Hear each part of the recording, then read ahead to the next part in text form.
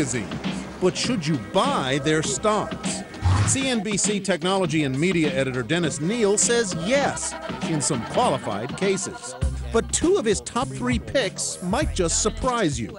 We always talk about the stark differences between old media and new media, but the way I look at it, old media is new media. And the reason investors over the longer term ought to look at old media is because old media has the content that's going to fill up the pipes of new media. His top choice? Disney is by far the best entertainment asset, the best group of assets. It is the one brand that is known and means the same thing around the world. Disney, Disney films, Disney theme parks. Neal points out that like many stocks, Disney's a downer this year, but given its collection of properties, from ESPN to Hannah Montana to High School Musical, Neal says, I think it's way undervalued.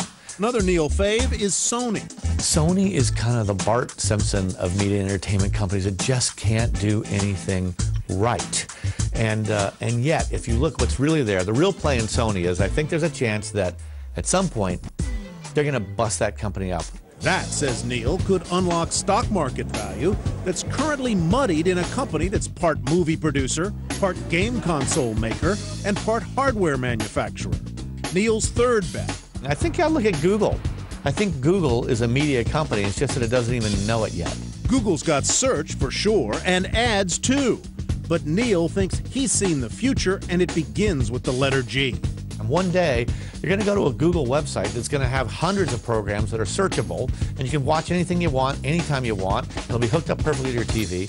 Google, Sony, Disney, media to consume, stocks to watch.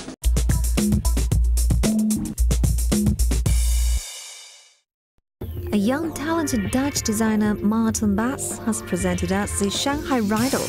The works on view at Contrasts Gallery is also his first solo exhibition in China, featuring works inspired by the designer's experiences in China, including his sculpt, Hey, Chair, Be a Bookshelf, and Smoke series. Not only pushes the boundaries of this time-honored Chinese craft, while also revealing the designer's playful imagination.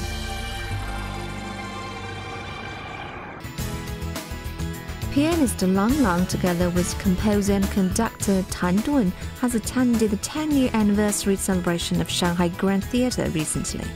The latest piano concert, Dull Fire, composed by Tan Dun, has premiered in China. Lang Lang assumed a piano solo. For 10 years, nearly 5,000 world-class art performances have constructed splendid repertoire in Shanghai Grand Theatre. Yoga has gained much popularity in recent years as a healthy lifestyle, as well as an elegant choice for male to relax and stay healthy.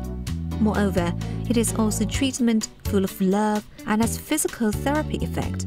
Recently, Y Plus has combined yoga with charity and paid more attention to children with cerebral palsy, helping these kids rehabilitate through simple yoga and interactive games.